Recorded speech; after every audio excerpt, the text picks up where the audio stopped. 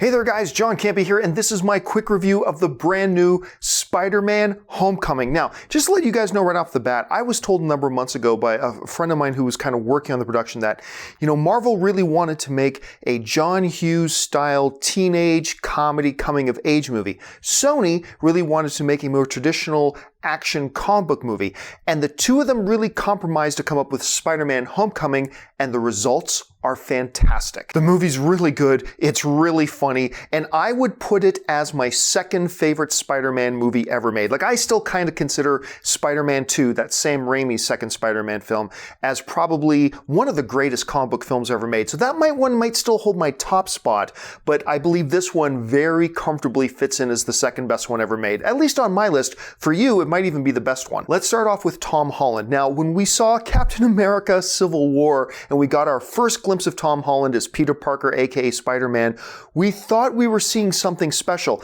But the sample size of Tom Holland in Civil War was so small, it was too tough to really tell for sure. But believe me, all those optimistic thoughts we had seeing him in Civil War absolutely pay off in this film. Holland and director Jon Watts find a way to completely capture that spirit of Peter Parker we all remember reading in the comic books.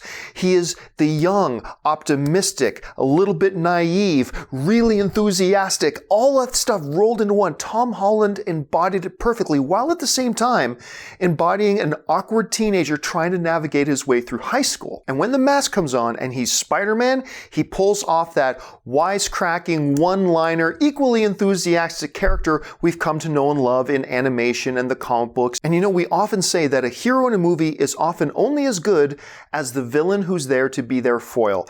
And we know that they cast Michael Keaton, the great Michael Keaton, to be the Vulture in this film, to be that foil, and he delivers in spades. I'm one of those guys who I admit, I kind of always was a little bit disappointed when I heard that Vulture was going to be the villain of the film, because Vulture to me is just kind of one of those laughable kind of B-list villains for Spider-Man. I wasn't all that enthusiastic about it.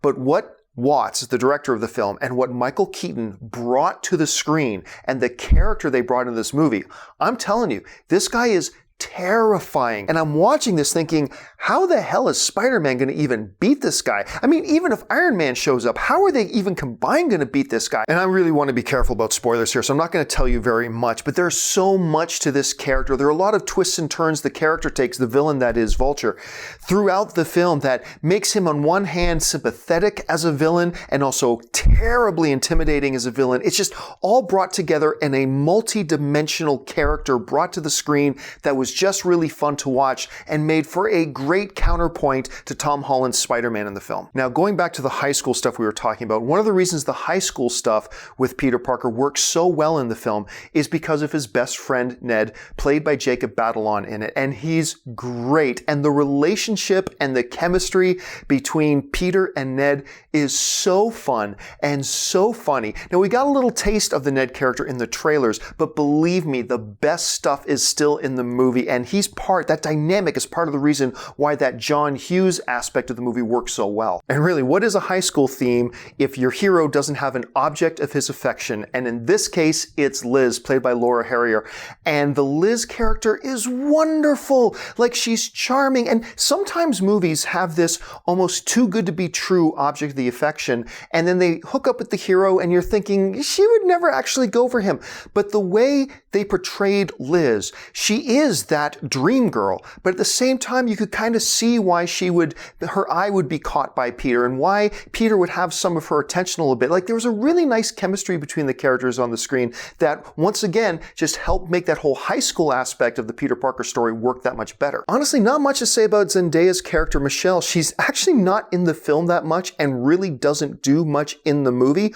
What you see of her in the trailers is probably her biggest moments in the movie, so not much to say there. And I know a lot of people got really excited when we heard that Childish Gambino, Donald Glover, was cast in the film as well. Gonna let you know though, again, not in the movie that much, doesn't have a big part to play, but when he is in the film, he's really charming and funny, and he brings a lot of entertainment to the screen. Now, one of the things that I was really concerned about for Spider-Man Homecoming because of the trailers was, is this a Spider-Man movie or is this Iron Man 4? Because the trailers really relied a lot on Tony Stark and Iron Man.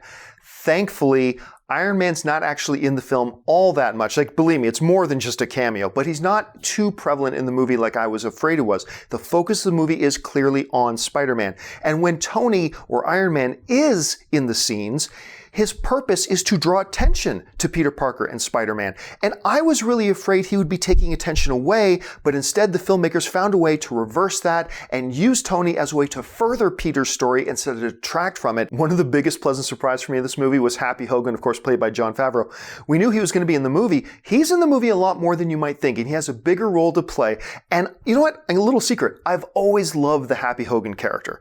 And I've always felt a little bit gypped when he doesn't really show up all that much in a lot of the Marvel Cinematic films, and to see him get a bigger role here, that character and that wit and that dry humor, it's really good and it adds another dimension to the film. Spider-Man Homecoming, however, is not a perfect film, as no film is, but it's really difficult for me to describe the things that I didn't like all that much with the film without going into spoiler territory. So I'll just say this. There are a couple of rather lengthy scenes in the film where I was almost kind of looking at my watch, just waiting them to move on from these scenes. I think when you see the movie, you'll be able to pick out which scenes those are right away.